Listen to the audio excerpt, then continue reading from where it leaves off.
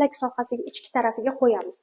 Buni ayolga noqulaylik tarafi bo'ladi. Implanton o'zidan 24 soat davomida har doim ma'lum miqdorda juda ham kam dozada 3 yil davomida gormon ajratib turadi. Depressiyaga cham olib keladigan bo'lsa, implantonni o'sha paytda o'zida olib tashlash mumkin.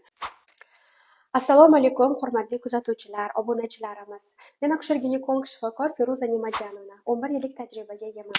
Bugun sizlar bilan implanton haqida, ya'ni qo'lga qo'yiladigan implantning kamchiliklari, yutuqlari va o'ziga yarasha qo'yilgandan so'ng qanday qoidalarga amal qilish kerakligi haqida qisqacha ma'lumot bermoqchiman. Va bu ma'lumotdan so'ng ishonamanki, siz agar implanton qo'ydirgan bo'lsangiz ham yoki endi qo'ydirmoqchi bo'lsangiz ham sizlar uchun bu manfaatli bo'ladi deb umid qilaman. Demak, keling sizlar bilan avvalambor implanton o'zi nima? Shu haqida gaplashsak. Bu teri ostiga qo'yiladigan implantat hisoblanadi. Ya'niki bu mana shunaqangi shpritsda одноразовый bir martalik ishlatiladigan shprits bo'ladi va buni ichida bu ishlatildi, bugun ishlatganmiz buni. Buni ichida mana shunaqangi kolpachokda holatida yopilgan holatda bo'ladi. Biz buni ochamiz va demak so'roqlarini tekshiramiz, muddatlarini, yaroqlilik va biz buni demak kolpachogini olgandan so'ng ichida kichkina mana shuni razmerida, demak 4 sm taxminan razmerdagi silikondan iborat bo'lgan demak maxsus implantat va biz uni teri ostiga mana shu qo'l demak yelka sohasida aytiladi. Mana shu sohaga, bilak sohasiga ichki tarafiga qo'yamiz. Buni ayolga noqulaylik tarafi bo'ladimi? Ayol faqatgina teri ostida qo'li bilan ushlagandagina uni sezishi mumkin. Palpatsiya qilib ushlaganimizda sezamiz, lekin ayolning harakatlariga bu to'sqinlik qilmaydi va ayolga bu og'riq chaqirmaydi. Bundan so'ng endi implanton qo'yilganidan keyin asosan qachon qo'yamiz? Hayzning birinchi 10 kunligida qo'yganimiz maqsadga muvofiq. Iloji bo'yicha 6-7 kunlargacha qo'yadigan bo'lsak, implanonni demak hayz sikliga ta'siri, zararli ta'sirlari, ya'ni sikl buzilib ketishiga bo'lgan ta'sirlari kamroq bo'ladi.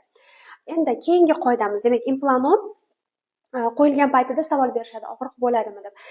Qo'yishdan oldin implantonda demak biz og'riqsizlantirish uchun lidokaindan foydalanamiz yoki boshqa bir og'riqsizlantiruvchi moddadan va ukol qilinganda deyarli og'riq sezilmaydi. Bittagina ukol ignani kirgani seziladi va shundan keyin unaqa kuchli og'riqlar sezilmaydi. Va bundan keyin demak implantonni joylashtirish vaqtida ham sizda noqulaylik va og'riq hislari sezilmaydi.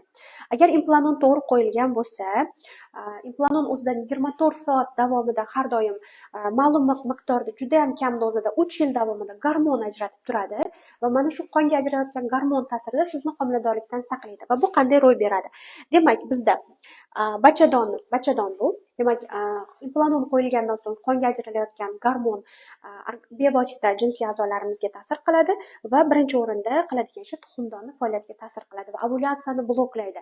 Har oyda ayolda bo'layotgan har siklda yuz beradigan ovulyatsiya jarayonini to'xtatib qo'yadi va natijada bu birinchi uni himoya ta'siri. Ikkinchi himoya mexanizmi bachadon bo'ynidagi shilliqni quyuqlashtiradi va quyuqlashish hisobiga spermatozoidlarni, sperma suyuqligidagi urug' hujayralarni bachadon ichiga kirishiga to'sqinlik ko'rsatadi va natijada demak spermatozoidlar yetarli darajada kirib borib, demak ovulyatsiyani bo'lgan taqdirda ham urug'lantirish ehtimolligini kamaytirar ekan. O'zi implantonni demak saqlash effektivligi bu 99% ni tashkil qiladi.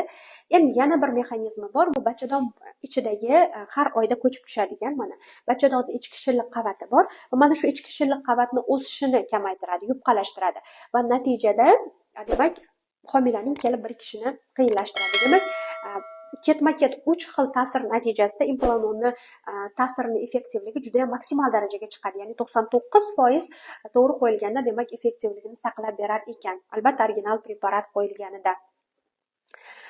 Va endi implanton qo'yilganidan so'ng demak biz ayolga o'zini pasportlari bo'ladi. Ichidan chiqadi va ayolga biz yozib beramiz. Qaysi chislda qo'yildi, qachon olib tashlash kerakligi haqida va ayol mana shu buni pasportiga yopishtirib qo'yishi mumkin, saqlab qo'yishi kerak har biror bir dokumentlarning orasida va ayolimiz mana shu ko'rsatma asosida demak 3 yil davomida homiladorlikdan saqlanadi va buni eng yaxshi tarafi, albatta yomon taraflari ham bor, bu haqida gaplashamiz.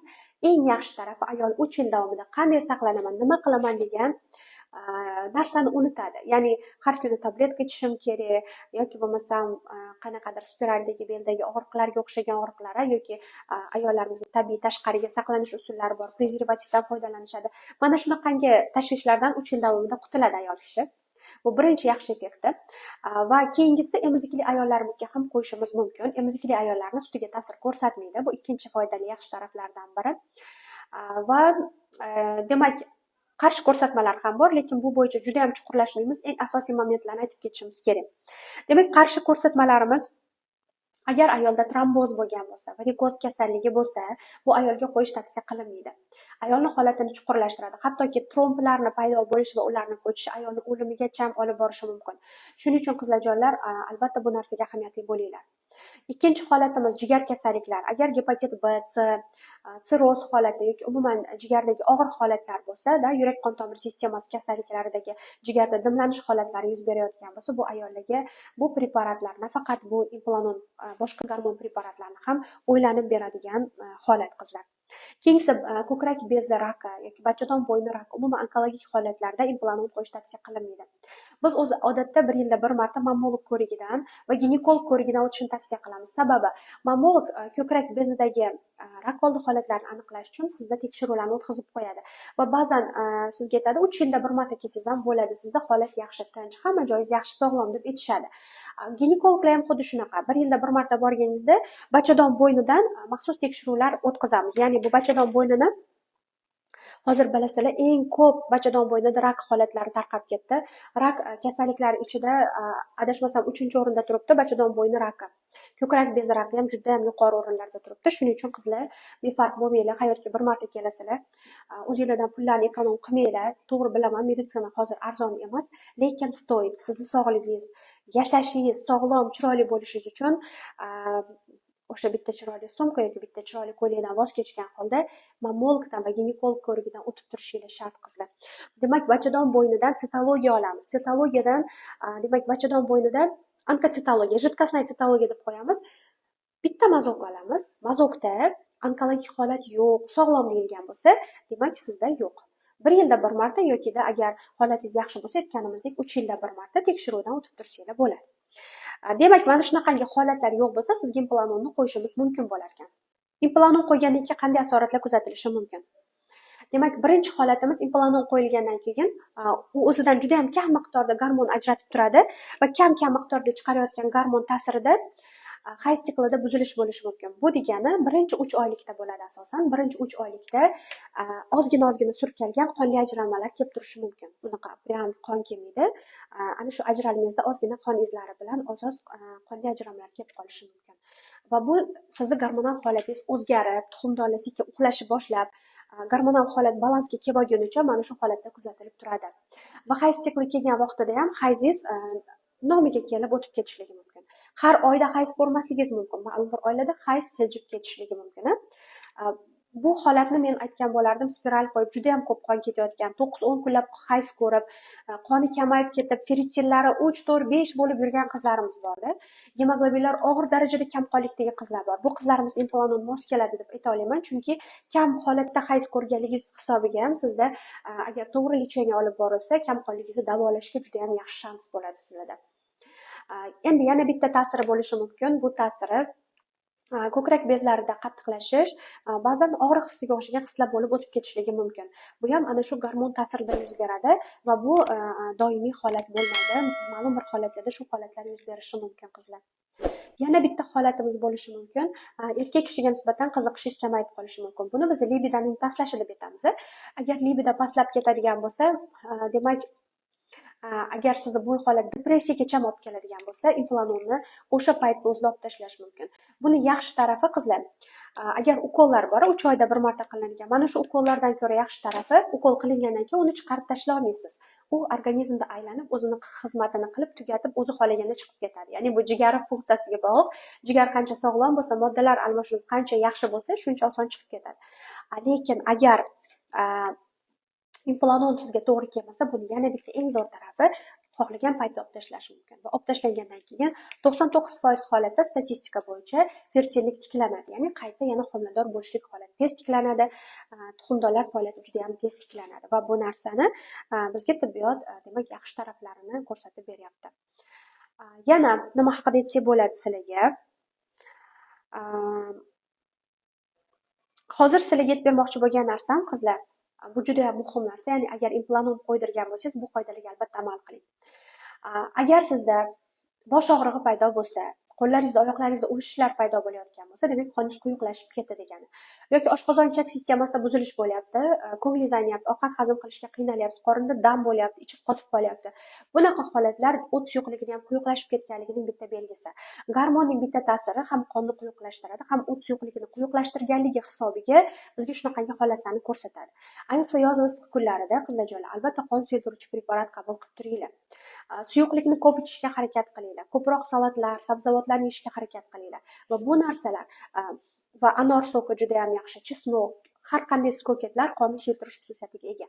Va bu narsa sizni implantat qo'yilgan vaqtida ham qoningiz quyuqlashib, qo'shimcha asoratlar kelib chiqishini juda ham yaxshi oldini oladi. Agar sizda aytganimizdek bel, bosh og'rig'i, oyoq qo'llarda uvishish, uyquning buzilishi kabi holatlar kuzatilayotgan bo'lsa, albatta shifokor bilan maslahatlashgan holda qon suyultiruvchi preparat holatingizga qarab qabul qilib turishingiz kerak bo'lar ekan ma'lum bir vaqt davomida. Agar sizdan shu o't qopi bilan bog'liq, o't qopingizda zagib bor, lyambila bor, lyambila o't yo'llarida yashab, o't suyuqligi bilan oziqlanib, o'tni dimlab qo'yadi. Mana shunaqangi holatlar bo'layotgan bo'lsa, sizda implantat qo'yilgandan keyin o't dimlanishi yana ham kuchayib ketishi mumkin. Yoki siz doim noto'g'ri ovqatlanasiz, o't dimlanishiga sharoit yaratib berayotgan bo'lsangiz, shunaqa holatlar kuzatilishi mumkin. Bunday holatlarda o't haydovchi preparat, agar o't tosh kasalligi yo'q bo'lsa, albatta e'tibor bering. O'tingizda tosh bo'lsa mumkin emas. O'tingizda tosh yo'q bo'lsa, o't haydovchi preparatlar qabul qilasiz. Bular bo'lishi mumkin: artishok, xafetol, ursamak, ursasana, mana shunga o'xshagan preparatlar bo'lishi mumkin. Bular demak implantatni asoratlarini oldini oladi. Yana bitta holat, implantat semirtiradimi deb savol berasizlar. Agarda ayolda moddalar almashinuvi sust bo'lsa, qonda insulin miqdori baland, qonda qand miqdori balandda, o'zi qo'shimcha vaznga ega ayol bo'lsa va noto'g'ri turmush tarzi yashayotgan ayol bo'lsa, jigari yog' bosgan deydigan, bu ayollarni implantat semirtiradi. Agarda ayolimizda o'zi ozg'ingina stroynada o'ziga qarab yuradi, ovqatlanishni nazorat qiladi, sog'lom ovqatlanadi, keragicha suv miqdorini ichadi, kerak bo'lsa ozgina sport bilan shug'ullanadi, uy sharoitida yoki biror bir sport zaliga qatnagan holatda. Agar ayolimiz demak qo'shimcha uyda sport bilan shug'ullanadi, yetarlicha suv ichadi, to'g'ri ovqatlanadi, bu qizlarimizda demak semirish kuzatilmaydi. Qizlarjonlar, agar siz juda ham qo'shimcha vazningiz baland oshib ketgan bo'lsa, indeks massa tela juda ham baland bo'lsa, sizlarga implantat qo'yishni tavsiya qilmayman. Avval ozgina ozib olishimiz kerak, 2-3 oy jigarimizni tayyorlashimiz kerak, yog'larni kamaytirishimiz kerak qizlar, va undan keyin implantat qo'ydirsangiz, bu sizga zararli ta'sirlarga olib kelmas ekan. Qizlarjonlar, sizlarga shularni yetkazmoqchi edim. O'ylaymanki, sizlar uchun manfaatli bo'ldi. Va agar savollaringiz bo'lsa, shu video ostida qoldirishingiz mumkin va biz sizlarga savollaringizga javob beramiz.